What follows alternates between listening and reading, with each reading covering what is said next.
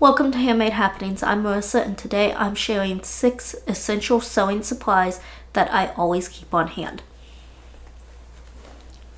When I say supplies, I do mean things that you use and then have to replace. Sewing tools could be a list all on its own. Now, I do think this is a list that's kind of subjective according to the individual and what you specifically sew. And because of that, I will be trying to share my reasoning for each item, and this list is in no particular order. So first up is iron-on interfacing. Now this is kind of a new thing for me to keep on hand because I'm not always in the habit of using it even when I'm supposed to, which I'm trying to get better at, which is part of why I keep it on hand. So this is often used for collars and cuffs especially. I used to do a lot of heirloom sewing. There were always little collars that needed it. And also for reinforcing the areas where buttons and buttonholes are, which is actually why I keep some on a pre-cut strips for those specific things. So basically, the idea behind this is just if I keep it on hand, maybe I will actually use it. And I find it makes more sense to buy larger sheets and just keep it because oftentimes you only need about that much. So to me, it just makes more sense to keep it on hand rather than having to buy it for every project that needs it. Next is white broadcloth. Once again, I use this a lot in heirloom sewing for the collars, for the boys' shirts, for smocked inserts. In addition to that, I also like to have it for mock-ups as well as occasionally for lining different projects. Next is white thread. I get this type that's on the cones for soldiers.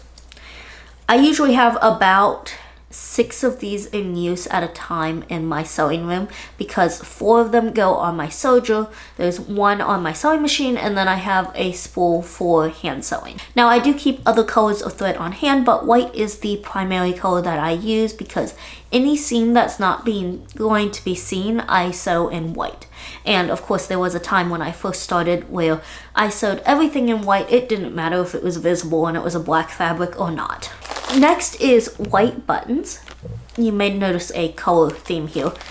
So I use buttons for any garment that has obviously a button closure, which is most of the smaller children's clothes I find. And I have also used them for dress shirts. So I have them in multiple different sizes, but if I was only going to get one, I would go with the 1/4 inch because it is the most versatile in my opinion. Next is 1/4 inch elastic. I have this because I also used to do a lot of doll sewing, doll clothes sewing, and the sleeves on those is so much easier if you have a really full sleeve with an elastic edge. It's just so much easier to get them on the doll. And so I have it mainly for that, for zigzagging on the ends of sleeves. And keeping a narrow elastic on hand, I find is actually more versatile than a wider elastic because if I was making a skirt for myself and I needed a 1-inch piece of elastic, instead of going out and having to buy that, I could take the casing and sew 3 channels in the casing. And then in each channel, I would thread 1 piece of the 1/4 inch elastic through it. And basically replace that wider elastic with 3 strips of the narrow elastic. And the last item is Velcro.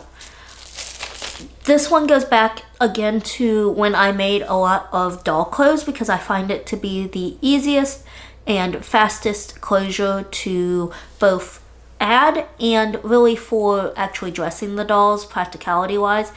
So I used a lot of it when I did a lot of doll clothes sewing, finally bought it in bulk, and then stopped making a lot of doll clothes. So that's a big part of why I still have it on hand, and I do still make a decent amount of doll clothes, especially for my nieces.